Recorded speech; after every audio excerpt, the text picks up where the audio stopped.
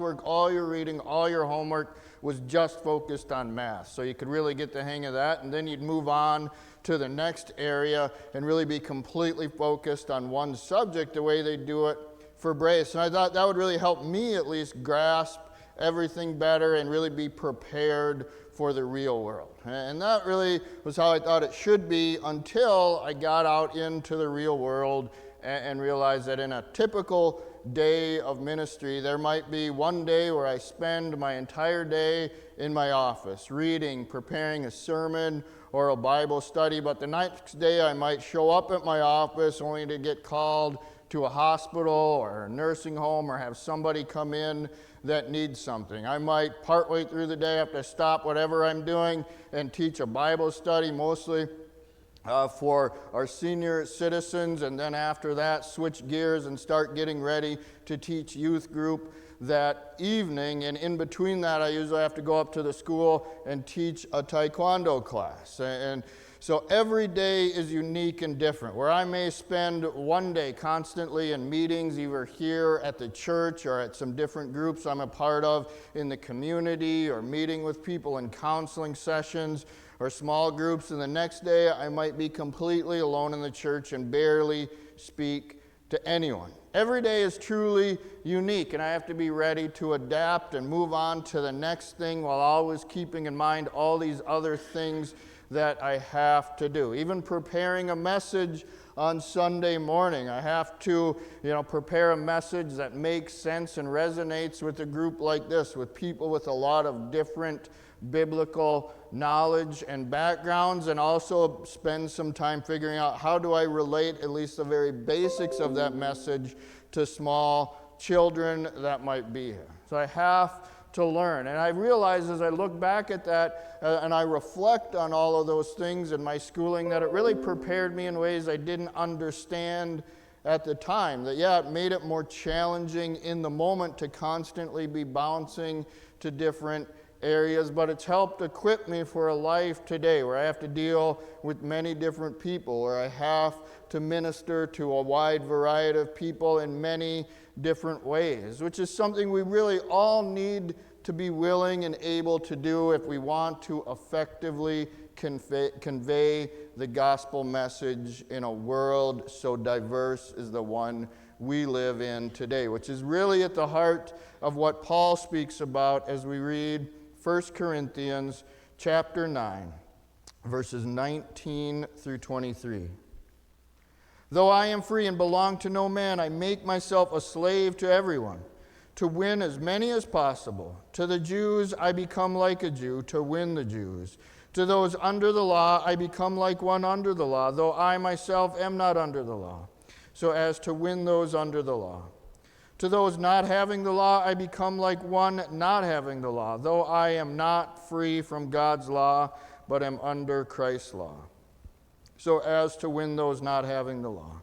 To the weak, I become weak to win the weak. I have become all things to all men, so that by all possible means I might save some. I do all this for the sake of the gospel, that I might share in its blessings.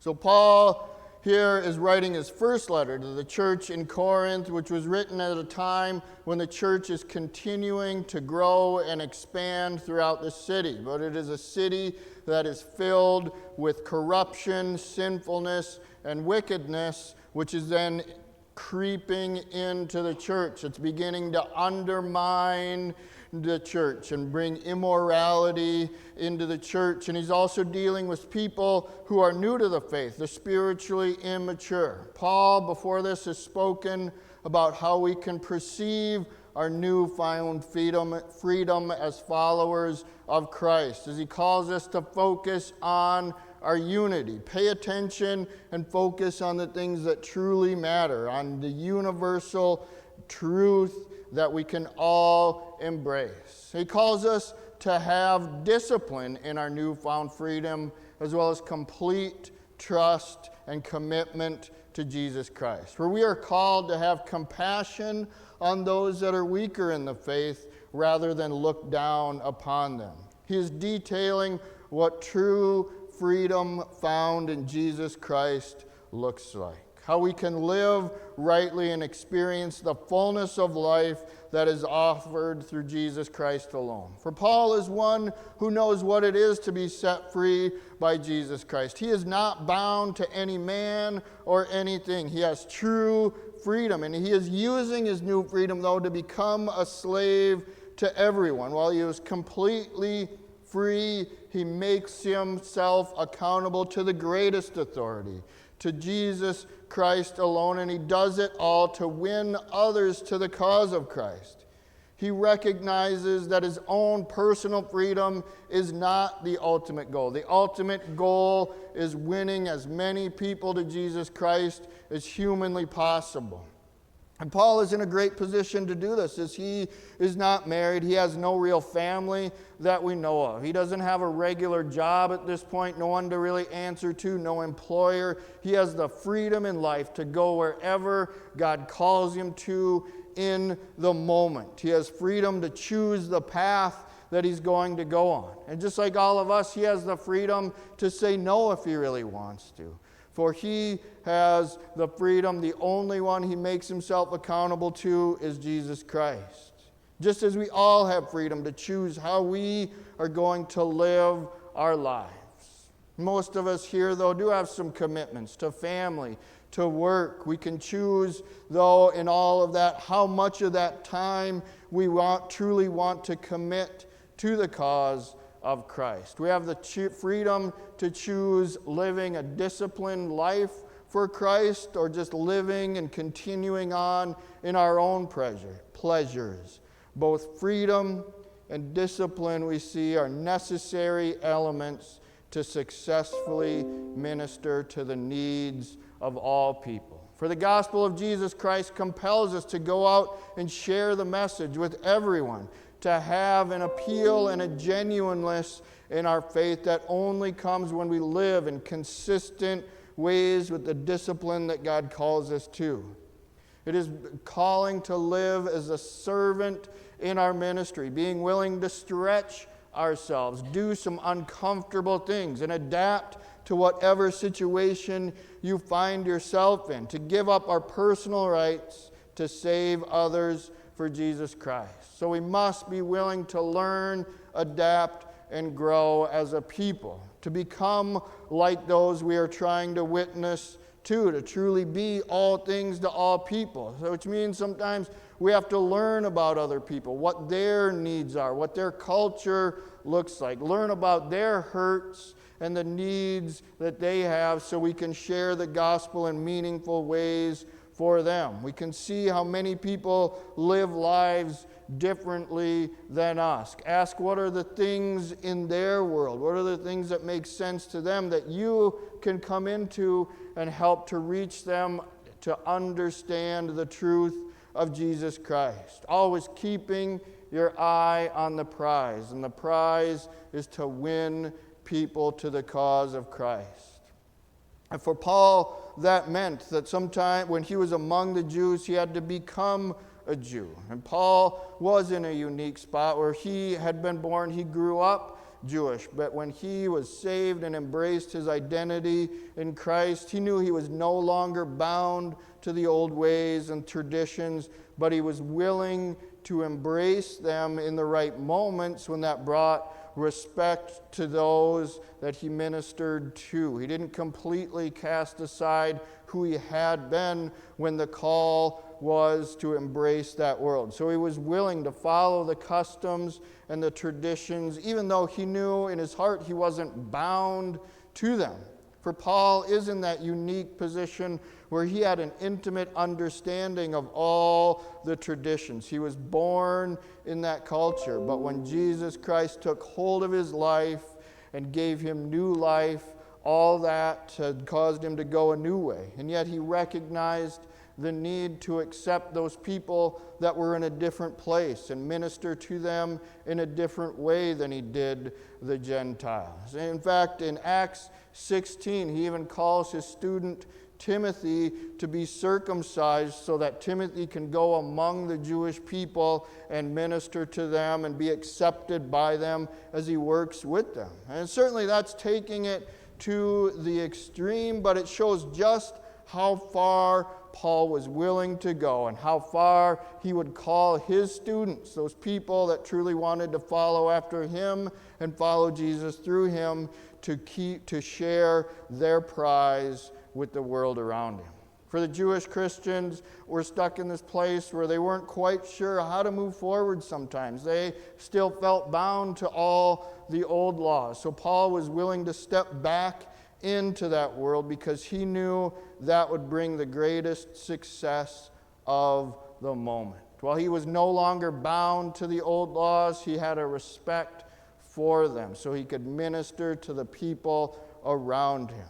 And we too must be willing to become and embrace people where they are at, to meet people where they are, to step into their world. Allow yourself to be a little bit uncomfortable for the cause of Christ. Be mindful and certainly and keep from doing things that would offend other people and their culture and how they view things. Do whatever you possibly can to meet people right where they are, to minister and win people for Jesus Christ.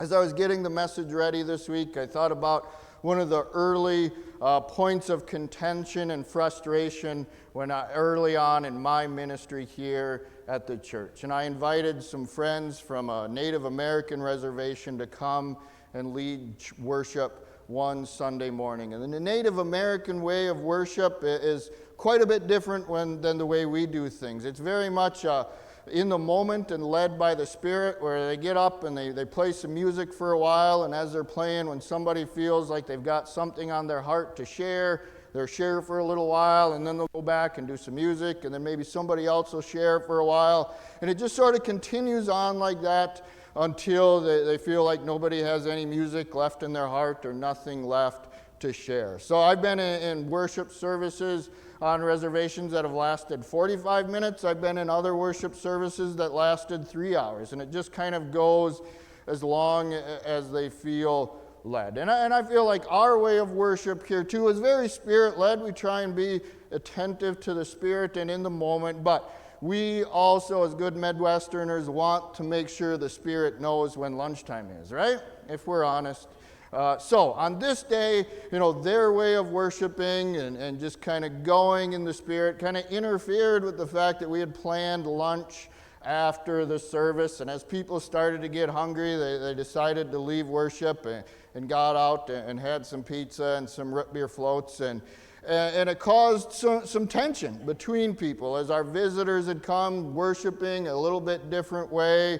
And we, in those moments, we need to be gracious to those people who come to share with us. And we also need to witness and to recognize their need when they step into our world to adapt a little bit to ours. But in that moment, it caused a little bit of tension because we really didn't come together properly and understand each other the way that Paul calls us to. For we live in a world that is falling farther and farther away from God. There are more lost, there are more hurting, there are more people who in those moments of struggle don't automatically reach out to the church as their source of hope and comfort in the world. So we as a people need to be willing to do whatever we can to save the lost. We have to go where the lost are. Even those that are outside the law, we have to go out and seek out the non-believers. It doesn't necessarily mean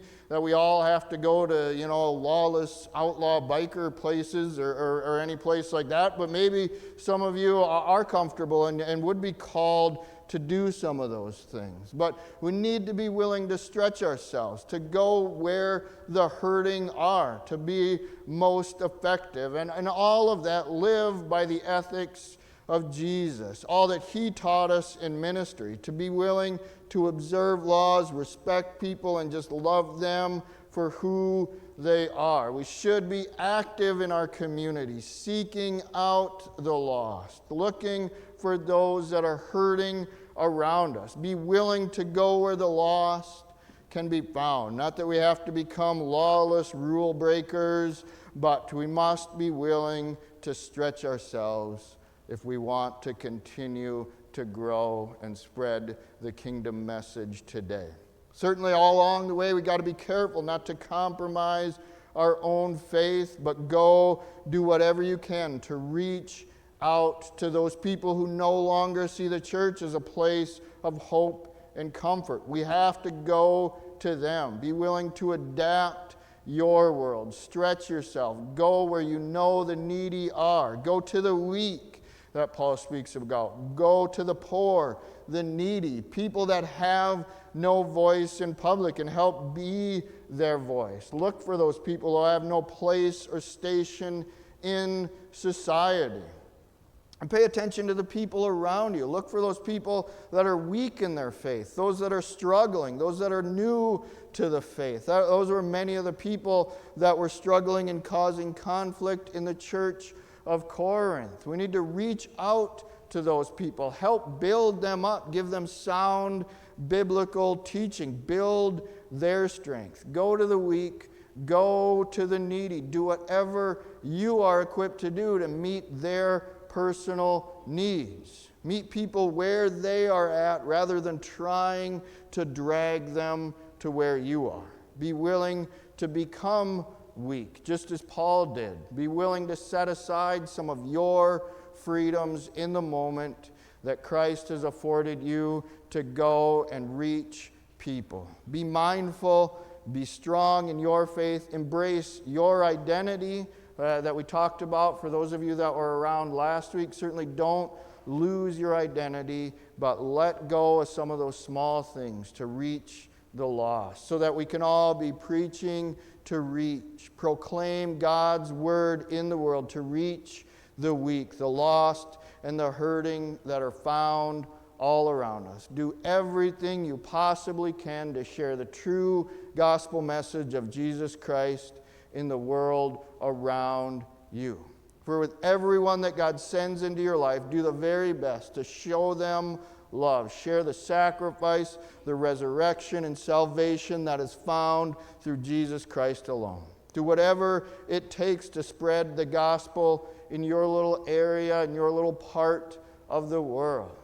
So today, let's ask ourselves, how far are you truly willing to go to share the message? What are you willing to do to get the message out there in a world falling farther and farther away that has rejected the truth of Jesus Christ? We all have a responsibility to do whatever we can to seek and save the lost. That means we have to be willing to get a little uncomfortable at times, where we are commanded to go into the world. We're not commanded to poke somebody next to us and hope that they're going to be the ones to do something. We're not commanded to sit back, pray, and hopefully that somebody else is called to action. We are called to be change agents for Jesus in the world. We are called to be willing to adapt and become all things to all people to win those for Jesus Christ. It means we have to be willing to stretch ourselves. We have to be willing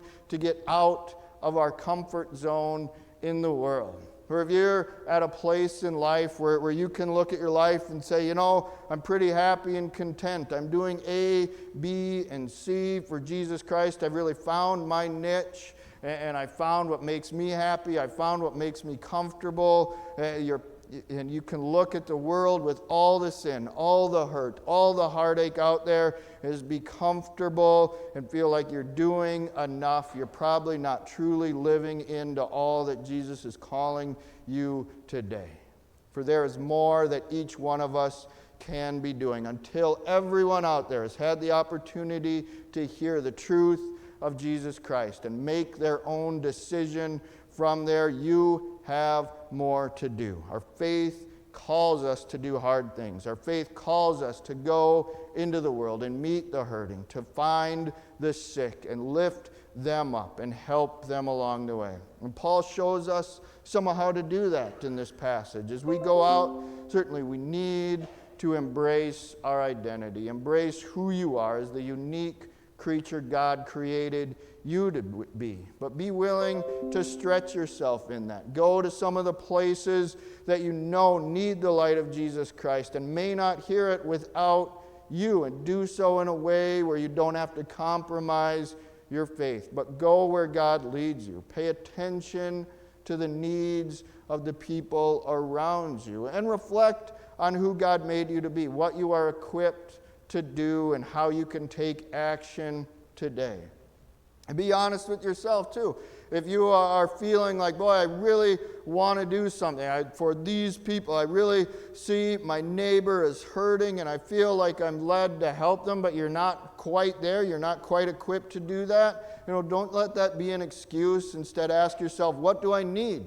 What do I need to be able to go and witness to my neighbor? And get yourself equipped. Let's work together. Begin by finding some common ground. Find a point of connection with those around you, those that God places in your life. I find that even people that I'm very different from, that have lived lives completely foreign to me, there is always something. There is a moment, there is a place that I can find a connection. Find that connection with the hurting people in your life and let that be the beginning. Let things grow from there. Be willing to step out of your comfort zone into somebody else's world rather than trying to drag them into yours.